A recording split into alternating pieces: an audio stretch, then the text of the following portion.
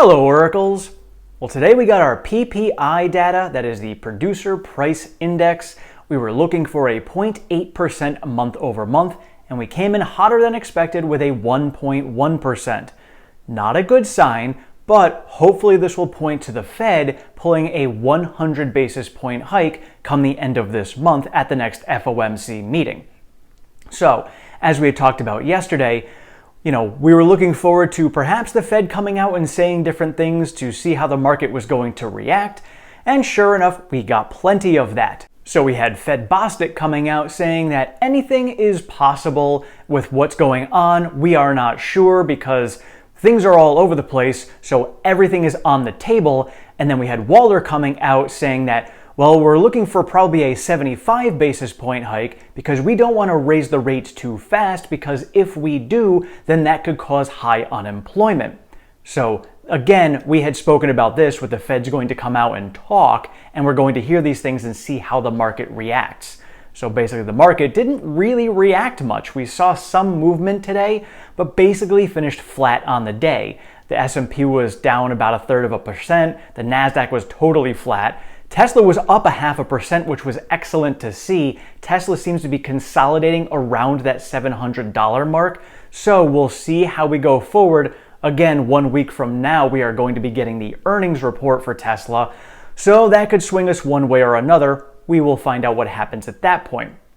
But when it comes to the macro environment, we are kind of at a place where it's sort of like swimming down a river. And we're in some heavy currents and rapids right now, and we're just trying to stay afloat, waiting to get to the point where the current isn't as strong, and we can get ourselves a good solid footing and finally catch our breath. It's kind of where we're at right now when it comes to the economy. So things to pay attention to when Waller is talking about a 75 basis point hike because they're afraid of, raising unemployment too high. Well, my thoughts on that are, let's take a step back and look at the overall picture and the trends as to what's going on in the jobs market. Well, we're already hearing about many companies starting to do layoffs. This could just be the start of this. We learned through COVID that companies learned how to be very efficient because nobody was working. Now we're at a point where all of these jobs are looking for people to come back to work. They're trying to hire. They can't find anyone.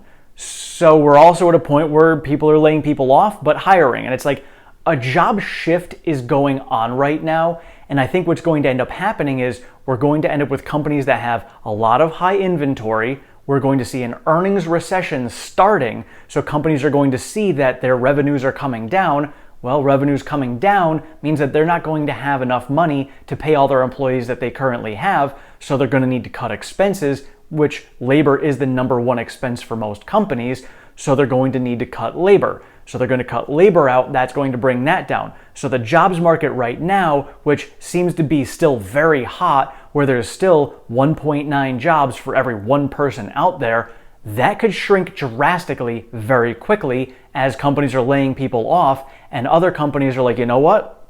Like production companies, when it comes to chips and manufacturing, are like, hey, we've already got our supply that we need. People are already overstocked now. We've gotten through the supply chain issues. We don't need all the help to get us there, so we can start laying more people off. So we're going to see this balance happening, and it may happen quickly. So I understand Waller's stance on this, because if they do raise the rates way too fast, and all of a sudden the jobs market falls off a cliff, we could run into that problem. But at the same time, we've already seen in the past that the Fed can U-turn quickly, and that can change quickly. So I would still be more on board with a 100 basis point hike. The other issue that the Fed is having is they don't want to be raising interest rates if we are in a recession.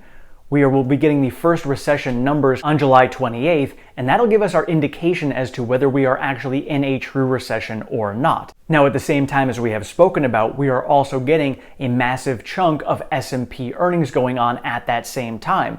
So if we get the GDP data that tells us, yes, the economy is in a recession, and we get a lot of earnings that are coming in lower than expected, that could be indicating an earnings recession as well. So that's pointing the Fed to the point where they're like, all right, now we don't want to raise rates as fast because, again, we don't want to be raising rates during this recessionary time. So again, going back to what we're going to see at the FOMC meeting, Personally, I think it's a good idea to go with a 100 basis point hike, pull it quickly now. This way it kind of gives them a little more leverage when they get to September's FOMC meeting. We'll have 2 more times of CPI data coming out between August and September to see if, because of oil and commodity prices coming down, we are inflecting down with inflation. If that is the case, then the Fed can come to September. And again, my gut is telling me that we will hit that September FOMC meeting. They will have seen the inflection point coming down with inflation. We will see that we are in a recession. We will have indications pointing to an earnings recession. And the Fed will then say, all right, we're in a point right now where raising rates quickly is not wise, and we are seeing inflation coming down. It is time to back off a little bit. Again, all of these things to me are pointing to that transpiring. We are also getting signals that perhaps we're only halfway through this bear market. And maybe that is true. Maybe we're going to see all this happening and we do have another chunk to come down in the market before we end up actually hitting a bottom to recover. So this goes back to the statement about us being in a river and just trying to swim through the currents. This may just be another current. So in the process of us getting to inflation coming down, us hitting a recession, us possibly getting to an earnings recession, we may see the market react accordingly and pull back that other 50% that people have spoken about. So maybe we do pull down to that 8,000 to 9,000 mark when it comes to the NASDAQ. Maybe we do pull down to the 3,400 for the S&P. And it's at that point that we have finally gotten through the rough rapids of the economy and we can find a solid footing and start coming back up from there. Again, I don't have a crystal ball. I don't know what's going to happen. My gut is telling me that we are going to find that point sometime in September. How the market reacts to all of that, I don't know. Maybe right now we're just still kind of going to be trading sideways. Maybe the market prices it in, but because people are trying to take profits, they boost it up during some slow times, and then they take the profits and it brings us back down to get us to that level point when we get more negative information. Again, lots of uncertainty. I hate trying to predict short-term moves in the market, especially in a market like we're in right now. But looking at the underlying fundamentals of what is going on, definitely seeing companies are laying people off. We are seeing employment levels coming down because of that. So we might get to that position where raising interest rates too fast could cause that flip, and the Fed has to start paying attention to unemployment again instead of just inflation as they have been most recently. So lots to go through, and again, as I had said, I think the next 2 weeks could be very rough with all of the information that we are going to be getting in. The last 2 days, based upon the information we got, kind of seemed like there's some tension building up. So tomorrow we are going into Friday. Maybe we're going to get a Friday fade. I don't know, but earnings season is starting next week, and there's going to be a lot of anticipation. So as I said, brace yourselves because we may see some wild swings, 3 and 4% days going in both directions. So again, the important pieces of information that I'm really going to be paying attention to, obviously the FOMC meeting to see what they are going to be doing with a rate hike, because that is coming out the day before we get the GDP data. I'm assuming, and maybe I'm wrong for assuming this, but I'm assuming that the Fed is going to have access to that GDP data before they make their decision for the FOMC meeting. So based upon the FOMC meeting decision, that may give us a little bit of an indication as to what that GDP data is going to look like. Now don't forget, this is just the advanced reading. We will be getting a second reading in August, and then at the end of September, we'll be getting the third reading. And so that's not, it's such a lagging indicator because we don't get it till the end of September. But we already saw that the Q1 numbers were adjusted down, which means that we were actually in worse shape than we initially thought. That may end up happening for Q2. Again, I don't know. So we're paying attention to those things, and then the CPI data we get in August is going to be major, because if we do see a massive reduction in inflation in that number on August 10th, that is going to be a huge sigh of relief, and we could see the market excited and rally a little bit off of that. I don't even know what the expectations are at this point. We'll find out in a few weeks what they are. But again, if we see that come down, that could again be the oil and commodity prices causing that, which is what Jerome Powell had said is one thing that they really cannot really control. And so the current interest rate right now is at 1.5%. So if we go with a 100 basis point hike, that'll put us at 2.5%, which is right below where the Fed wants to be as a median level. The Fed likes to have levels right around between 2 and 3% is their goal for inflation and for interest rates, and then they balance it. It's never steady all the time, but they try to balance it around that level, and it goes up and down, fluctuates. That's totally normal. So that's what the goal is, to get it to that point. So again, going into what could potentially be a recession where the Fed would be fearing raising interest rates, getting it to a 2.5% now is a wise idea in my opinion, because this way, when we get to September, if they feel like they shouldn't, raise rates anymore, they can definitely back off because they're already at 2.5%. So maybe they go with a 50 basis point, push us to 3, or if it's really coming down significantly with inflation, we're only going to go with a 0.25%, a 25 basis point hike, and bring us up to 2.75.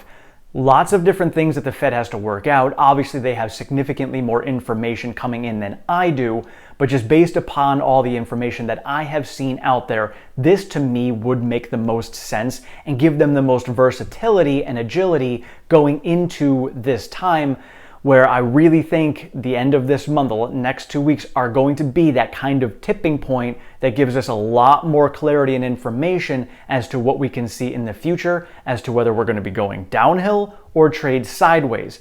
I still truly don't think we are going to be going up in a true bull market for probably another 12 months. So best case scenario is we do see the inflation coming down significantly, the Fed can slow down on raising interest rates, and we find that balance a little bit sooner. Still, obviously don't think we're going to get the soft landing that they were talking about, even the soft-ish landing, because that means that we would not be hitting a recession.